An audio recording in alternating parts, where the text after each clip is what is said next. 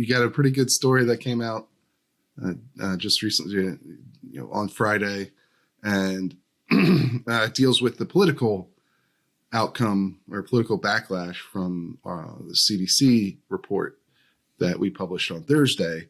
What did you find? Republicans are poised to take control of the House. They're going to have oversight of the CDC. What are they saying? Yeah, so naturally, the story that we talked about with the CDC worked with gun control activists over a months-long process that eventually culminated in them scrubbing their website of the range of estimates for defensive gun uses per year. Naturally, that sparked a bit of a backlash among Republican lawmakers. They already have a bit of a fraught relationship with the CDC thanks to the pandemic and other longstanding grudges, I would say. And so, the top lawmakers spoke to me about the response. House GOP Chairwoman Elise Stefanik, who's the number 3 ranking Republican for the soon-to-be majority, she came out and said that the CDC was acting as an arm of the Democratic Party and that this is part of the unconstitutional Biden gun-grabbing agenda. You had Senator Bill Cassidy from Louisiana, who he serves on the Senate Health, Education, Labor, and Pensions Committee, which directly oversees the CDC. He came out and said that it's completely unacceptable that they would scrub a government website of statistics and evidence that are inconvenient to one side's political narrative. So the backlash has been pretty swift from top Republican lawmakers. Yeah, that's kind of along the lines you might expect, right? That and you reached out to Democrats as well. I did. Yeah, none of them would talk to me. I reached out to dozens of Democrats in both chambers and didn't get a response from a single one. Right. So they're kind of just keeping quiet on this. We did hear from Senator Dick Durbin on the initial story, since his office was involved in connecting the gun control advocates with CDC officials, although they said that they were simply connecting them and didn't play any role beyond that. So that's all we've heard from Democrats this far. The White House didn't respond to comments because they were also involved in connecting the advocates and the CDC officials, but they didn't put out a statement. We actually haven't heard at all from the CDC itself on any of this, despite there's quite a lot of media coverage at this point. Other outlets have followed up with asking them about it, and they just have gone completely silent, which is discouraging, I think, for the leading science agency in the American government. But regardless, it seems that Republicans, they aren't necessarily directly committing to any sort of investigation here, right? Yeah, I asked a few of the folks that are going to be on the oversight committee, for example, if there was, any plans to take a deeper look at what's going on at the CDC. No one's committing. I think they're, holding the cards pretty close to the chest on this particular story.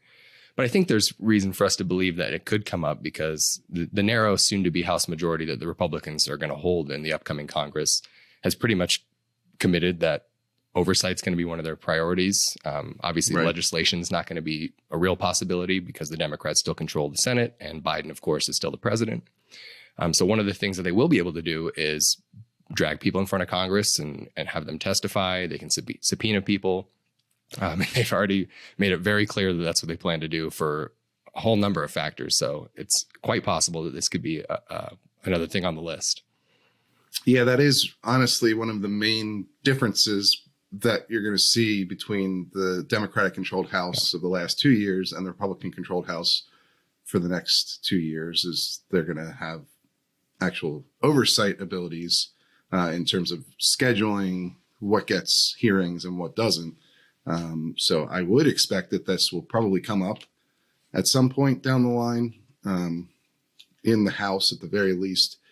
It'll probably come up as well in the Senate during, more routine oversight hearings on CDC because Republicans will likely bring it up there as well.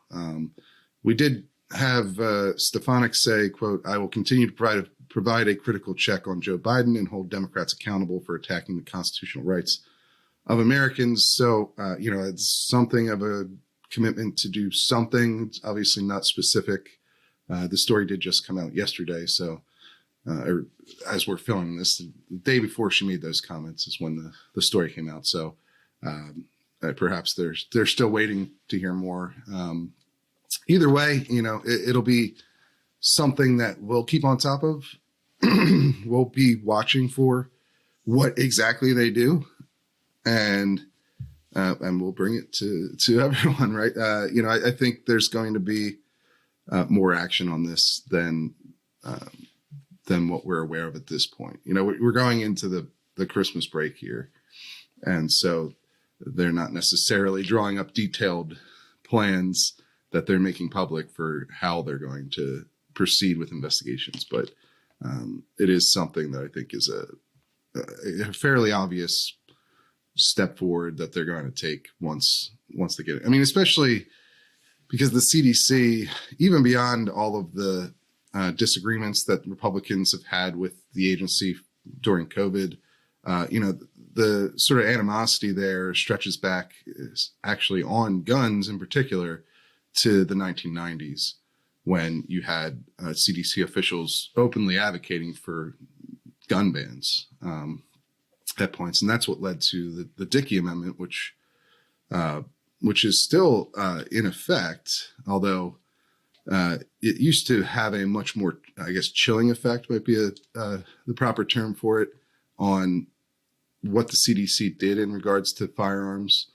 All the amendment says technically is that the CDC can't use federal funds to advocate for gun control.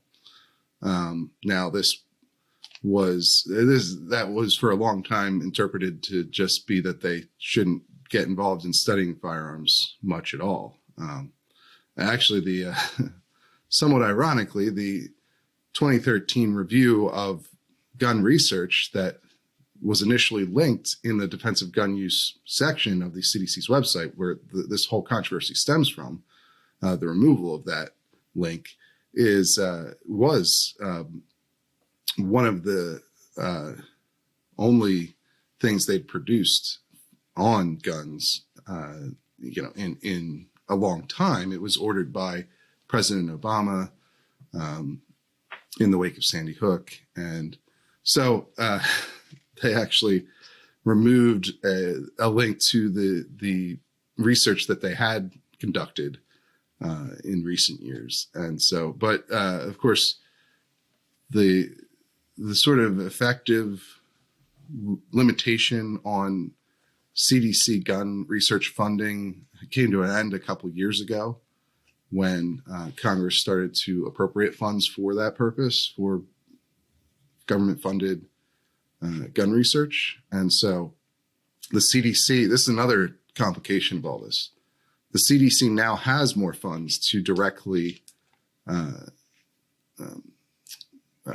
commission research on gun topics now. And they're with Republicans coming into office and this scandal happening, they're going to certainly, I think, enjoy a higher level of scrutiny on this topic than they have in decades. Yeah, I was going to say, I think that absolutely adds more fuel to that fire. You've seen the CDC, as you pointed out, they weren't banned from doing gun research, but it's sort of been interpreted that way in the political realm, that the CDC's prevented. But you've seen them sort of inch back in. Director Rochelle Walensky, I think last year, made a comment that they wanted to do more research into gun politics and gun policy. And so for this news to come out now, as they're starting to reestablish themselves in that field, that's only going to add more fuel to this fire. It's just going to add more distrust among Republicans and among gun rights folks. So that's definitely a thing to keep an eye on. I think